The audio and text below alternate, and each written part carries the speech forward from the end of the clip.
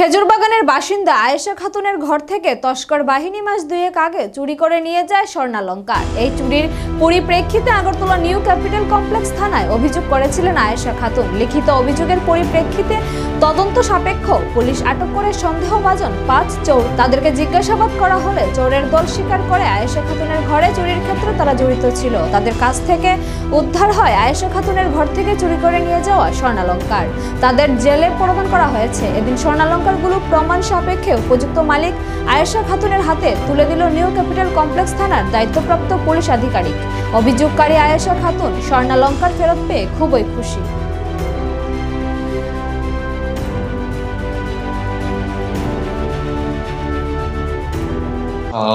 গত 25 সেপ্টেম্বর আয়েশা খাতুন খেজুরবাগান বাড়ি উনি একটা আমাদের কাছে অভিযোগ করেছিলেন যে ওনার বাড়ি থেকে কে বা কাহারা আপনার শোকেস থেকে স্বর্ণালংকার চুরি করে নিয়ে গেছেন।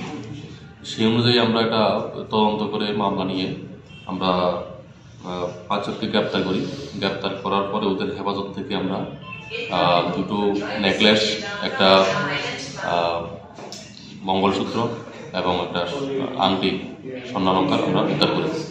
উদ্ধার করার পরে গ্রেপ্তারকৃত আসামিদেরকে আমরা মাননীয় আদালতে প্রেরণ করি এবং আজকে মাননীয় আদালতের আদেশ মূলে আমরা ওই উদ্ধারকৃত স্বর্ণালংকারগুলি আমরা মালিকের কাছে হ্যান্ড ওভার করছি।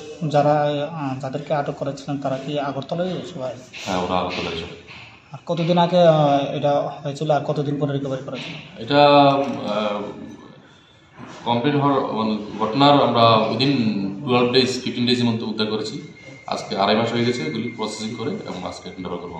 নামগুলো যারা অ্যারেস্ট করেছে অজয় গোয়ালা, দেবাশিস দাস, সৌরভ এমডি সোহরাব এবং স্বর্ণ জিনিসগুলো বাজার মূল্য কত?